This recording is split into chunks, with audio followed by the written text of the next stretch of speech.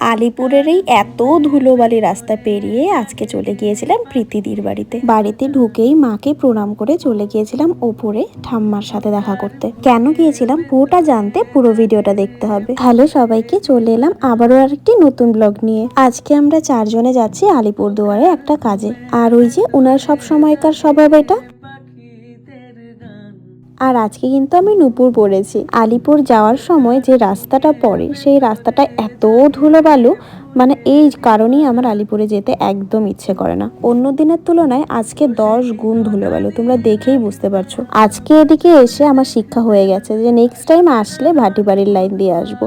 আর দেখো এখানের যে ফ্লাইওভারটা ছিল সেটাকে ভেঙে এখন আবার নতুন করে বানানো হচ্ছে। আলিপুরে এসেছি আজকে আমার কিছু জিনিস কিনতে আর কয়েকটা কাজ ছিল, তাই ভাবলাম আলিপুরে যেহেতু এসেছি প্রীতিদির বাড়িতে ঢুকে প্রীতিদিকে জিনিসটা একেবারেই দিয়ে আসি। আর যখন আমি এসেছি প্রীতিদি কিন্তু বাড়িতে ছিল না, প্রীতিদি ওরা ব্যাঙ্গালোরে গিয়েছিল। দিদিকে বলায় দিদি আমাকে বলে যে আমি তো বাড়িতে থাকবো না, বাড়িতে ঠাম্মা থাকবে, তুমি ঠাম্মার কাছে দিয়ে এসো একটু। আজ প্রায় অনেক দিন বাদে এখানে আমি এলাম, এতটা ভাল লাগছিল বলার বাইরে। দেন মায়ের দিকে নজর গেল, তারপরে মাকে প্রণাম করে আমি চলে গিয়েছিলাম ওপরে ঠাম্মার ওখানে। আগে যখন দিদির এখানে ক্লাস করতাম তখন রোজ এখানে আসতাম।